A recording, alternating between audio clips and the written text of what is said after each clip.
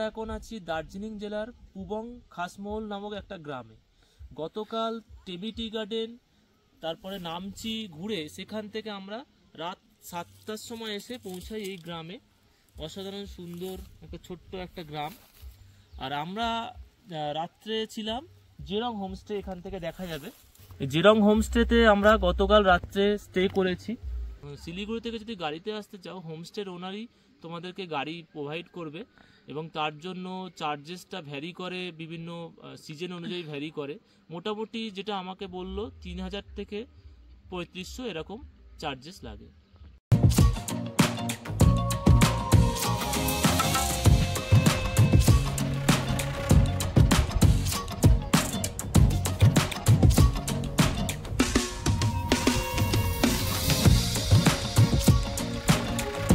আমরা সকাল সকাল রেডি হয়ে চলে এসেছি জেরং হোমস্টের ডাইনিং হলে।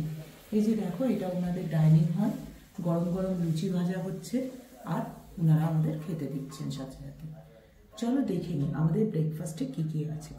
ব্রেকফাস্টে এই যে গরম লুচি আছে, ঘুগনি আছে আর তার সাথে আছে ডিম সেদ্ধ। ব্রেকফাস্ট হয়ে গেলে আমরা দেখিয়ে দেবো ওনাদের হোমস্টের রুমগুলো কেমন।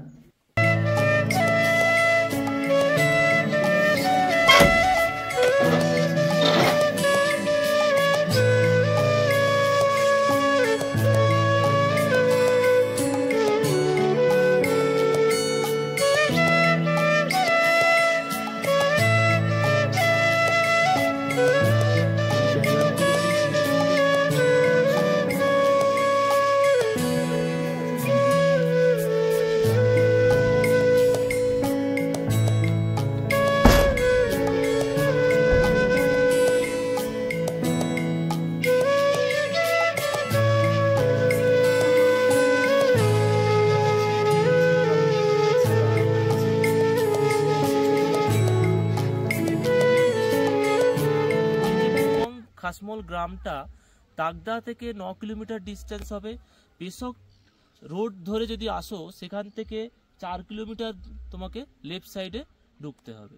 এই যে হোমস্টেতে আসার, এই যে পুবং খাসমহল গ্রামে আসার জন্য রাস্তাটা একটু খারাপ।